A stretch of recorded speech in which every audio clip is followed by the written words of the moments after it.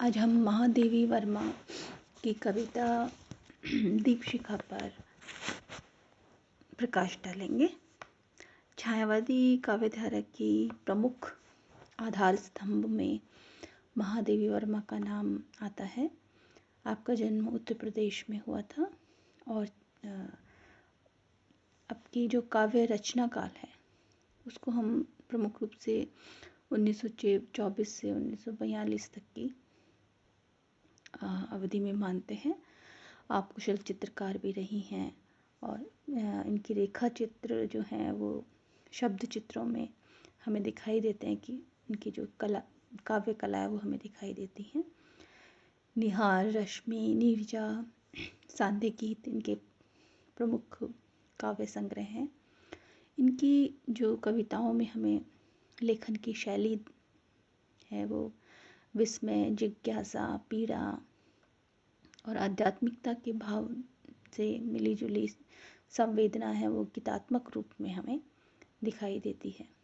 इनके भावपूर्ण गीतों की जो रचना है वो आत्मिक व्यथा, पीड़ा, आशा, अज्ञात प्रिय के प्रति प्रणय निवेदन, विरह वेदना, ये विविध अनुभूतियों से युक्त इनकी वाणी है। अपने इनके गीतों में हमें विचार और अनुभूति का समन्वय है वो बखूबी दिखाई देता है। इनकी गीतों में अंतर्मुखी प्रवृत्ति की प्रधानता है और प्रकृति का सूक्ष्म सौंदर्य इसमें दिखाई देता है। इनके गीतों में जो आवेगमयी पीड़ा है और स्वप्न लोक की जो रहस्यमयी स्थितियों का चित्रण है जिसमें सर्वत्र जो अगोचर सत्ता है उसकी रहस्यमय अनुभूति, उसके लिए बेचैनी, विस्मय, जिज्ञासा, ये हमें उनके इसमें दिखाई देते हैं। और यही कारण है कि इनकी इस काव्य कला की प्रवृत्ति के कारण इन्हें आधुनिक युग की मीरा भी कहा जाता है कि जो गहरी पीड़ा की अभिव्यक्ति हमें इनके गीतों में दिखाई देती है उसी के आधार पर। तो हम देखते हैं कि इस तरह इनके गीतों में हमें, कविताओं में हमें संगीतात्मकता, सरसता, सहजता, संवेदनशीलता, रागात्मकता, ये इनकी प्रमुख विशेषता है इनके गीतों की, इनकी कविताओं की। तो हम अपनी पहली दीपशिखा कविता की जो इसमें व्याख्या करते हैं। दीप मेरे जल अकंपित, धूल अचंचल, सिंधु का उच्छ्वास धन है, तड़ित तम का विकल मन है, भीति क्या नभ है व्यथा का, आंसुओं से सिक्त अंचल, स्वर प्रकंपित कर दिशाएं, मीड़ सब भूखी शिराएं, गा रहे आंधी प्रलय, तेरे लिए ही आज मंगल।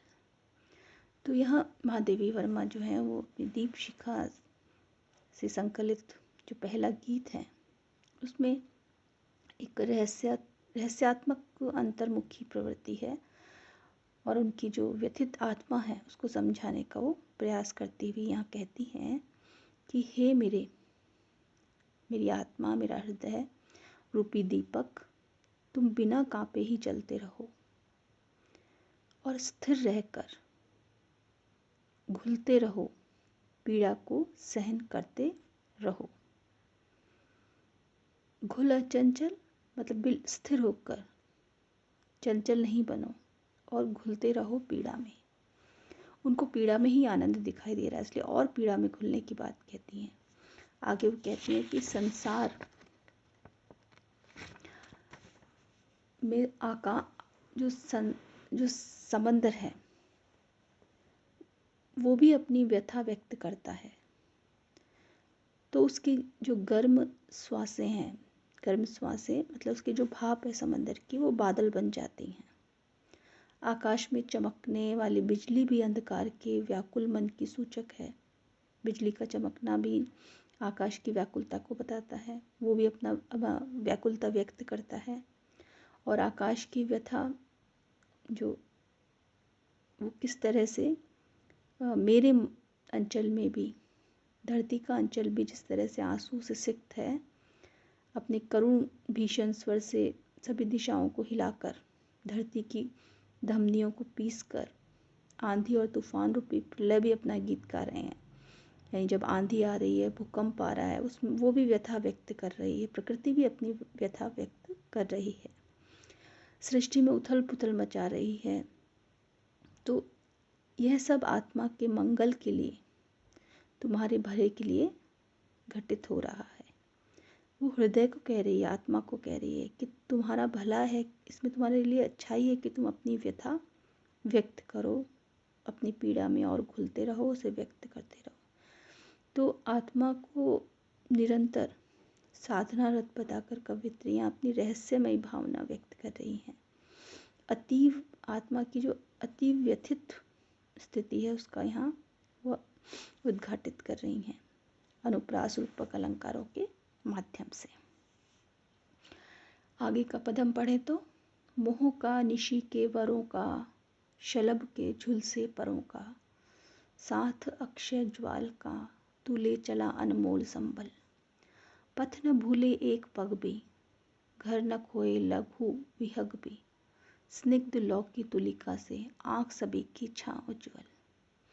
तो यहाँ कवित्री जो है वो अपने हृदय को प्रेम पथ का पथिक बताकर उसे सदैव आगे चलने के लिए कह रही हैं। वे कहती हैं कि मेरे हृदय रूपी दीपक, निशी के मतलब तुम जो काल्पनिक क्षणिक सुखों का मोह त्याग दो, से कोई लाभ नहीं है। शलभ के पर झुलस जाएं तो वे किस काम के रह जाते हैं। न तो रात्रि के अंधकार सदा रहता है, न शलभ झुलसे परों से जीवित रह पाता है।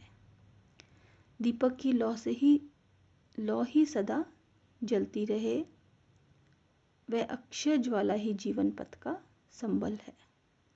तू संबल को लेकर चल, इसलिए अकंपित तू जलता रहेगा या रहे। अपने पथ पर बढ़ते हुए तुम एक कदम भी मत भूलना।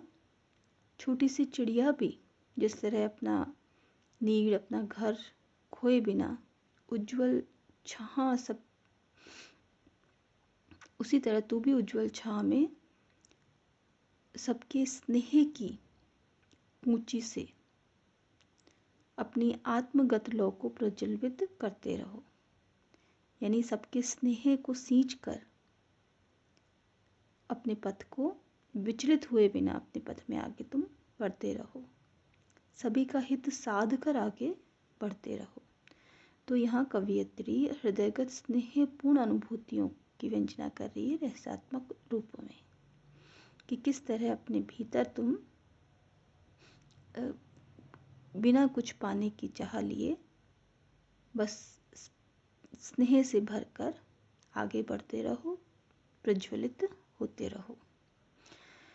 अगली पंक्ति में हम देखें, हो लिए सब साथ अपने, मृदुल आहटहीन सपने, तू इन्हें पाथे बिन चीर प्यास के मरु में न रखो चल।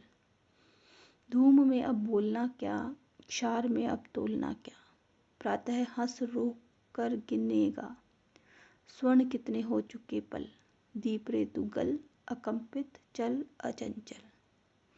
तो यहाँ कवित्री अपने हृदय रूपी दीपक को वही लक्ष्य की ओर बढ़ने के लिए कह रही हैं कि मनोरम और शब्द रहित अपने सारे सपने भी अपने साथ हो गए हैं। इसलिए हे हृदय रूपी दीपक, तुम इन मार्ग के संबल को लेकर आगे बढ़ो, परंतु प्यास के रेगिस्तान यानी जो सांसारिक लालसा का जो ये मरुस्थल है उसमें तुम खो मत जाना। धुएं के लिए क्या कहा जाए, अब राख से भी क्या तोला जाए। यह दीपक तो प्रातःकाल के स्वर्णिम पलों को रोककर गिनता रहेगा। इस जीवन में ऐसे अनेक पल आ गए हैं, इसलिए हे दीपक तुम बिना कांपे ही गलते रहो। मतलब जो यहाँ राख का धुएं का तात्पर्य है, राख का तात्पर्य क्या, जो घट गया है, जो बीत गया है उसका तुम वो मत करो, अफसोस मत करो, और तुम बिना कांपे है वो गलते रहो, अचंचल रहकर चलते रहो, स्थिर रहकर शांत रहकर तुम जलते रहो। सदैव अपने जो अंतिम लक्ष्य है उसको तुम ध्यान रखो। तो यहाँ जैसे देख रहे हैं हम कि गल अकंपित, चल अचंचल, इसमें विरोधाभास अलंकार दिखाई दे रहा है। और जो हृदय की अनुभूति है, उसका जो समर्पण भावना है, वो यहाँ व्यंजित हो रही है। विरोधाभास अलंकार और समासुक्ति अलंकार का यहाँ प्रयोग दिखाई दे रहा है।